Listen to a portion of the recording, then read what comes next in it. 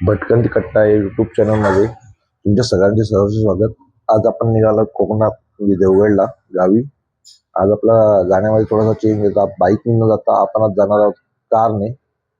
तर त्याप्रमाणे आपण गावी जातो. त्याप्रमाणे महाशिवरात्रीचा उत्सव आहे. महाशिवरात्रीच्या उत्सवासाठी आपण चाललोय गावी. तर आपण भेटू पुढे. आता आपण पोचलो आहोत कशेडी घाटामध्ये. कशेडी घाट पहिला ओलांडायला जवळजवळ 1 ते 1.5 तास लागायचा. आता असं आहे की कशेडीचा बोगदा झाल्यामुळे तर आपण एक 8 ते 10 मिनिटात कशेडी बोगदा ओलांडून आपण पुढे जातो. तर बघा कशेडी बोगदामधून आपण गाडी चालली आहे. कशेडी बोगदा फारच सुंदर आहे. लाईट व्यवस्था पण सुंदर केलेली आहे आणि मुळात जो 1-1.5 तासाचं अंतर होतं त्यात एक 8 ते 10 मिनिटावर आलंय. त्यामुळे प्रवासाचा वेळ पण फार कमी झालाय आणि जे वळणं होती त्यामुळे गाडी चालवताना त्रास व्हायचा. तो त्रासही आता क्लिअर सोपा झालेला आहे. मजा येते गाडी चालवताना कशेडीच्या बोगद्यामध्ये. आता आपण राजापूर मार्गे अंधेरी पुलावरून पडेल कॅन्टीनला जाऊन इथून मग आमच्या गावी म्हणजे गावी नाडनला जाणार आहोत. हा रस्ता जरी गावागावातून जाणारा असला तरी फिरत जाण्यापेक्षा या रस्त्याने शॉर्टकट मार्गे पडेल कॅन्टीनला लवकरात लवकर पोहोचता येते. त्यासाठी हा रस्ता चांगला आहे. गावातून हा आहे अंधेरी पूल. अंधेरी पूल झाल्यामुळे हा रस्ता सर्वांसाठी फार उपयुक्त झालेला आहे आणि लवकर पोहोचता येतं. रस्त्यामुळे ट्रॅफिक वगैरे पण काही नसतं. आता आपण पोहोचलो पडेल कॅन्टीनला. पडेल कॅन्टीनला आपण इथे 2 मिनिटं थांबू, काही सामान घ्यायचं ते घेऊ आणि आपण जाऊ आपल्या गावी नाडनला. आपण गावी पोचलो त्यानंतर थोडा वेळ घरी आराम वगैरे केला, फ्रेश वगैरे झालो आणि आज आपण आलो आहोत कोकणच्या काशी म्हणून ओळखण्यात जाणाऱ्या पवित्र कुंटेश्वर मंदिरामध्ये. अरबी समुद्राच्या किनाऱ्यावर असलेले अद्भुत असे शिवधाम आहे. सिंधुदुर्ग जिल्ह्यातील देवगड तालुक्यात असलेले हे मंदिर सुमारे 11व्या-12व्या शतकातील मानले जाते. हे पण मंदिर हेमाडपंथी आहे. महाशिवरात्री दिवशी इथे भव्य जत्रा भरते. पहाटे 4 वाजल्यापासून इथे काकड आरती अभिषेक सुरू होतो. तुम्ही आता बघत असाल तर उद्या महाशिवरात्रीच्या उत्सवाची तयारी सर्व ठिकाणी सुरू आहे. अभिषेक सुरू होतो. त्यानंतर दिवसभर रुद्राभिषेक, दुग्धाभिषेक, बिल्वपत्र अर्पण, भजन कीर्तन चालते. मंदिर परिसरात बरेचसे प्रसाद व धार्मिक स्टॉल्स लागतात. तसेच संध्याकाळी दीपमाळ उजळते. वातावरण भक्तिमय होते. रात्री 12 वाजता इथे विशेष महाआरती होते. पालखी सोहळा पार पडतो. तर आता आपण बघत असाल तर मंदिरामध्ये सगळी तयारी सुरू आहे महाशिवरात्रीच्या उत्सवाची. त्यामुळे आज मंदिरात थोडीशी गर्दी कमी आहे. तर मंदिरामध्ये आज बघू आपण आपल्याला आता व्हिडिओ शूट करता येतं का, कारण व्हिडिओ शूट बाकीच्या वेळेला करता येत नाहीत. मात्र महाशिवरात्रीचा उत्सव आहे त्यामुळे मी बहुतेक आपल्याला दर्शन शिवलिपिंडीचं दर्शन आपल्याला सर्वांना करवता येईल. तर हे सुंदर असं इथे फुलांचं नक्षीकाम केलेलं आहे. बघा बघायला भेटत तिथे मस्तपैकी फुलांचं नक्षीकाम केलेलं आहे इथे. आणि या आतमधल्या मंदिराच्या गाभाऱ्याचा थोडासा बाहेरचा फोटो आहे, बाहेरचा परिसर आहे. इथेही सुंदर वरती अशी मस्त अशी शंकराची मूर्ती आहे. कुंटेश्वराचं मंदिर आहे, तिचा फोटो आहे. आणि आता आपण बघत असाल तर इथली शिवपिंडी, ही शिवपिंडी ही स्वयंभू आहे त्यामुळे याचं महत्त्व भरपूर आहे. हे आता त्याच्या बाजूलाच असलेला समुद्र आणि बाहेरून मंदिराचं दर्शन. तर इथे येणं महाशिवरात्रीसाठी म्हणजे एक मोठं भाग्य मानलं जातं. त्याप्रमाणे आपण आता आलो आहोत कुंटेश्वरला होतो. तर इथे कुंटेश्वरला जत्रा लागते. जत्रेमध्येही बरंचसं दुकानं असतात शॉपिंगसाठी. म्हणजे गावच्यांसाठी ते एक मोठं असतं एक काम. कोकणामध्ये अंगणेवाडीची जत्रा आणि त्यानंतर दुसऱ्या नंबरला कुंटेश्वर जत्रा. या 2 गोष्टींसाठी लोक मुंबईवरून बरेच येणारे असतात. आणि मुंबईवरून आपल्याला इथे जर यायचं असेल तर जवळचं इथलं रेल्वे स्थानक आहे कणकवली. तिथून आपण बस किंवा खाजगी वाहनाने 40-50 मिनिटांमध्ये कुंटेश्वरला पोहोचू शकतो. आता आपण आमच्या गावात म्हणजे नाडनला महाशिवरात्री उत्सवाची तयारी चालू आहे आणि त्याच्या संदर्भात जे काही सगळे विधी होतात, पालखी होते किंवा जे काही निशाणा वगैरे असतात त्या संदर्भातली माहिती घेऊ. तर ही आपली पालखी देवघरातून खाली मंदिराच्या दिशेने निघाली आहे. मंदिरात देवघरामध्ये ठेवली जाते. तिथे ती पालखी सजवली जाते आणि मग ती वाजत गाजत मंदिराच्या दिशेने आणली जाते. तर आता तुम्ही बघत असाल तर बरेच चाकरमानी गावची माणसं मुंबईवर सगळे आलेले आहेत महाशिवरात्रीसाठी. तर ही पालखी वाजत गाजत मंदिराच्या दिशेने चालते. खाली तुम्हाला दिसतेच नाम जांगेश्वराचं मंदिर आहे. त्या मंदिरात आता पालखी जाईल. तिथे पूजा अर्चा केली जाईल. जांगेश्वरांचं सगळं आसनस्थान बनवलं जाईल आणि त्याच्यानंतर तिच्या फेऱ्या असतात दर दिवशी, कधी 1.5 5 अशा वेगवेगळ्या फेऱ्या असतात प्रत्येक दिवशी ठरवलेल्या, त्या फेऱ्या होतील आणि त्याच्यानंतर निशाणं असतात. त्यानंतर बऱ्याचशा गोष्टी असतात त्या तुम्हाला आता पुढे पुढे दाखवतो. आपण बघत असाल तर पालखी आता मंदिरासमोर पोचली आहे. आता मंदिरात पालखी आणली जाईल. मंदिरात पालखी आणल्यानंतर त्याची विधिवत पूजा केली जाईल. सगळ्या गोष्टी पुढे केलं जातील. तुम्हाला कळेलच पुढे कसं काय होतं ते. तुम्ही वगैरे सर्व पालखी घेऊन आली त्याची पाय घेण्याचं सध्या चालू आहे. त्याचा पाय धुतील आणि नंतर मंदिरात पालखी आणली जाईल. बघा तुम्ही आता मंदिरात पालखी आणून मंदिरात ठेवली जाईल. त्यानंतर त्याच्या पूजा सगळ्या विधी केल्या जातील.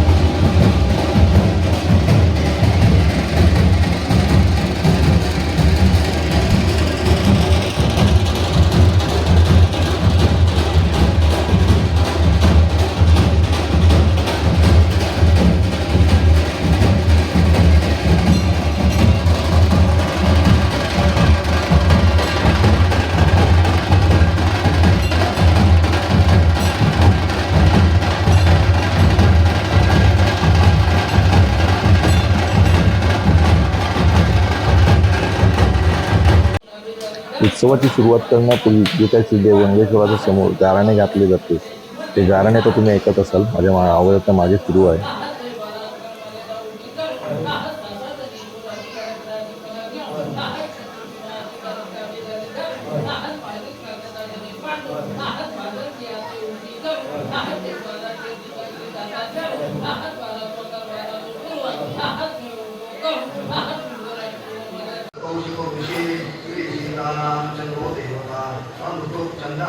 सीता शक्ति श्रीमधनुमान कीलकम श्रीरामचंद्र प्रिय जले जपे नियोगा. तर गणेशाला नमस्कार असो. आपण प्रथम गणेश वंदन करतो. कोणतेही शुभ कार्य असेल तर आपण पहिल्या गणपतीचं स्मरण करतो, त्याची पूजा करतो आणि नंतर आपल्या कार्याला सुरुवात करतो. तर या राम रक्षा स्तोत्राचा उद्धववंशी ऋषी आहे. तर हे उद्धव ऋषींनी या ठिकाणी रामरक्षा लिहिली आहे. याच्यामध्ये रामाचं महात्म्य आहे. राम वनवासात गेला आणि त्याच्यामध्ये त्याला ते अनुभव आले की आम्ही ते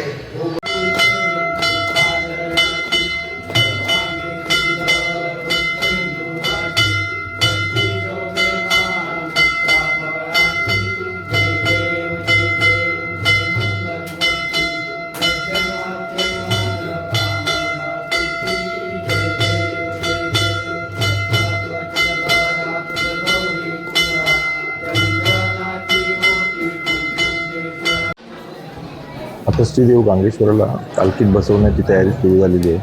त्याचं सगळं काम चालू आहे. बघू शकता.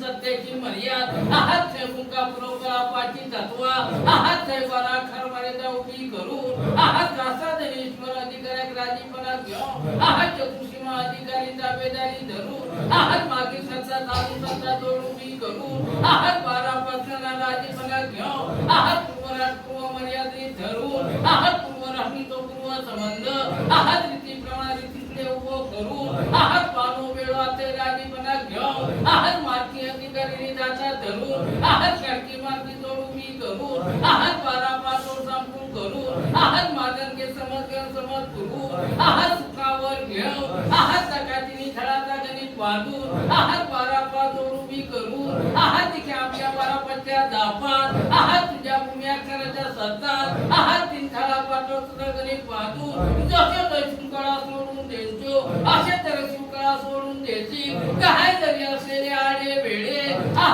बाजू करून 12 पत्त्या दापात जसे दैशुंकळा सोडूचो असे तर शिवकळा सोडून देईल बाबा तुला.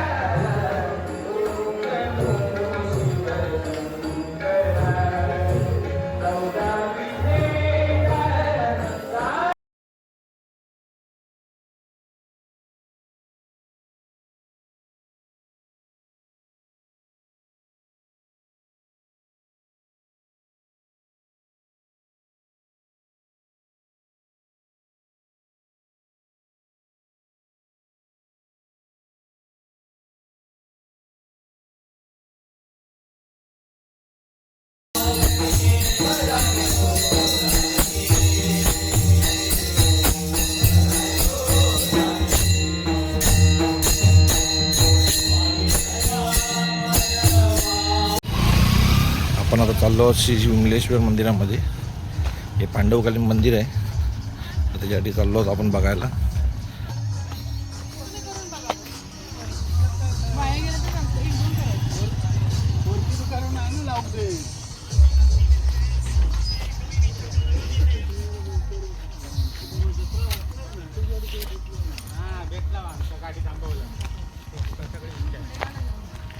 येतंय खाली तर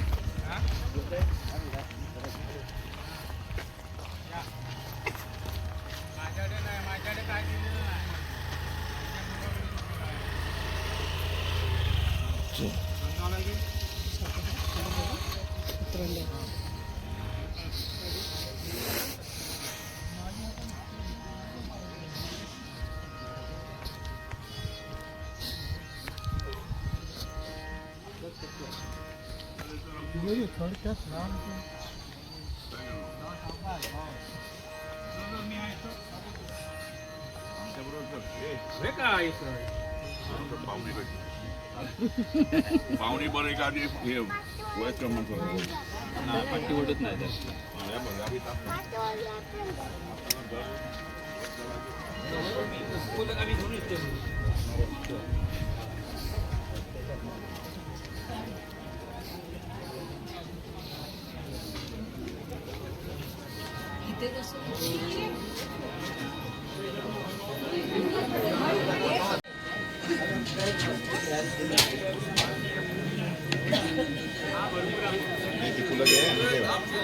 तिथे फुलं घ्यायचं तिथे बापाला ठेवून यायचं इथे ठेवलं सर चालेल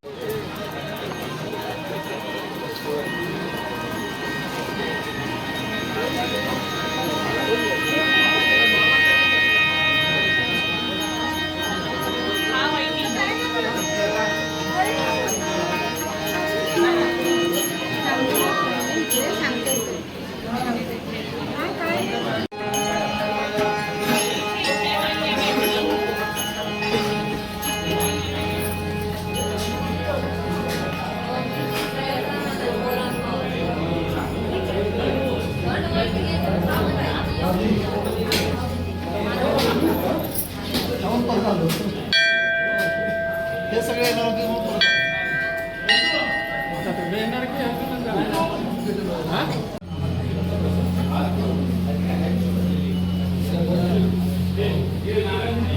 दर्शन झालं असेल तर डाव्या बाजूने सिंगल लाईन खालती उतरा इथे या साईडला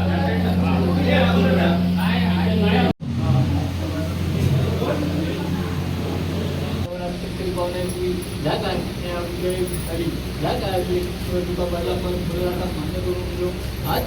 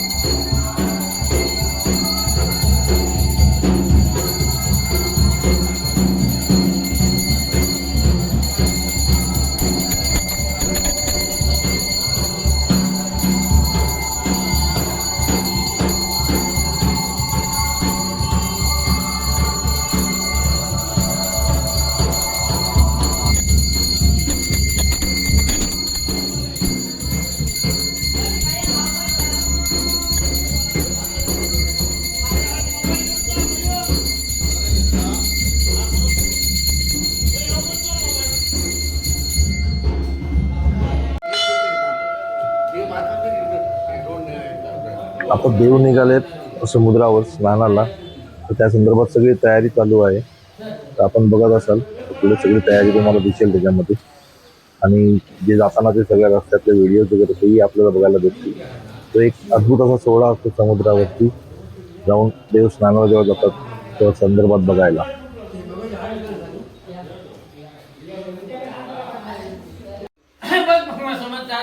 भूमी आखा तुझी पाठी तत्वा बारा कर्माने संपूर्ण करून तुझ्या तिन्ही थळाचा तिन्ही तत्वाचा जोडाचा चालू बारा माळ जोड उभी करून मागील चालतेचा गणेश बंधू ती का गावघराची सत्याची मर्यादा गुंका पुरवकळा पाठी तत्व बारा कर्मर्यादा उभी करून खासात ईश्वर अधिकाऱ्या राजीपणा घ्या मागील चालत्याचा गणेश बांधू मातके समज घेऊन समज पुरून पानो वेळा ते राजीपणा घ्या मार्की अधिकारी झाडकी मार्की जोड उभी करून बारा पाच जोड संपूर्ण करून पूर्व मर्यादित जाणून मागील चालत्याचा गणित बांधून त्याच्या महाशिवरात्रीच्या वैवार्षिक रीतीनेमाप्रमाण ते काळ प्रजा बाळ गोपाळ मिळून बारा पाच मर्यादा जाणून ते काय महातीर्थस्थाने जाण्या ज्या रीती मर्यादेप्रमाण त्याच्या दिलेल्या वचनाप्रमाण तो काय तुझं सदर दांडे करी तो काय असलेली अडचण पुढे आजी काय बाजू करण्या तो काय राजीपणा घेतो त्याप्रमाणे ते राजीपणा घेतात मागील सत्ता चालू सत्ता जोड उभी करून तुझ्या बारा पात्रांना राजीपणा घेऊन बाराशे अधिकारी दाता चालू बारा स्वकार बारा तो पूर्वक उभो करून चतुर्सीमा अधिकारी ताबेदारी जाणून मागील जात्याचा गणित बांधून आमच्या बारा पट्ट्या दापण तुझ्या भूमी आकाराच्या सत्तात तीन तळा पात्रता गणित बांधून जसं ते शृंखला सोडून द्यायचो असुंदर शृंखला सोडून द्यायचे काय जरी असलेले त्रासातील अडीनाडी ते पुढे न येता असलेली बाहेरील अडणार ती काय 84च्या ताब्यात द्यायची आणि जो काय रीती प्रमाणित जाणून जसं ते शृंखला सोडून असे तरी शृंखला सोडून दे बाबा.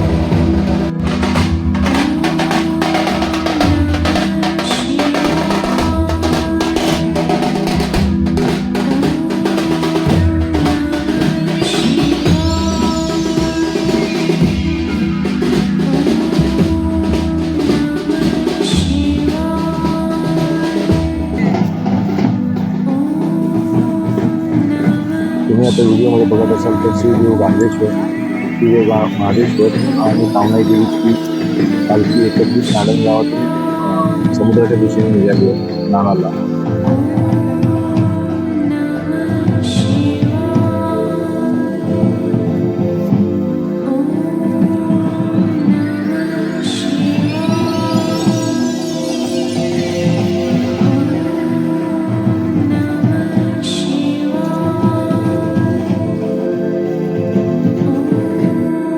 नमस्कार मित्रांनो, आता आपण आलो आहोत फणसे गावात ते आता देव सगळे तीर्थस्नानाला येतात.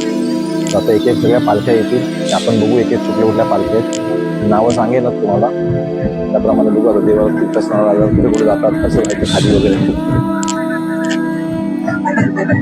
ही आता आहे विघ्नेश्वराची पालखी. छान आहे.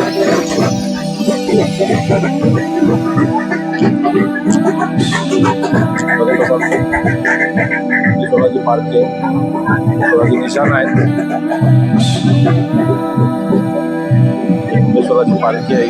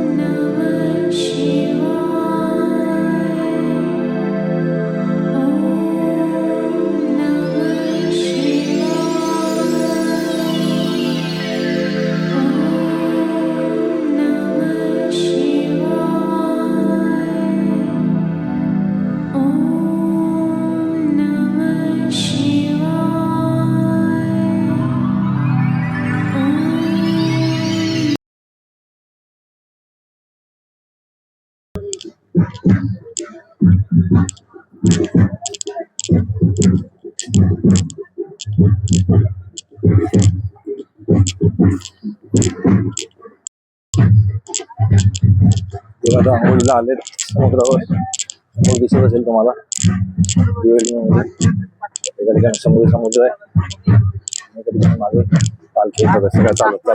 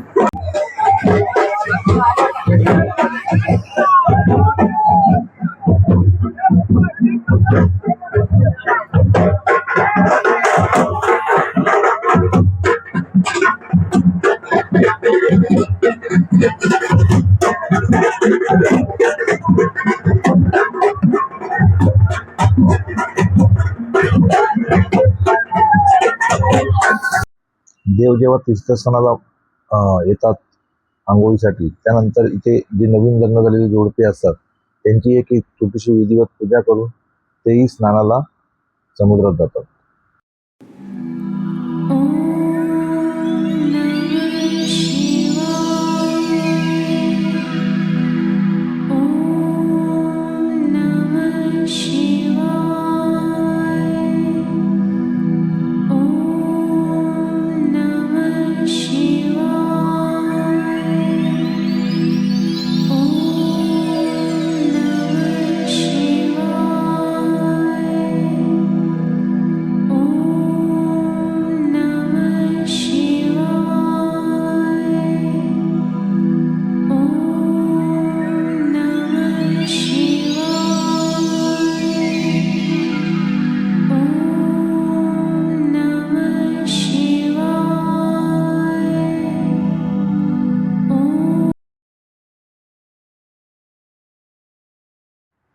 या व्हिडिओमध्ये एवढंच.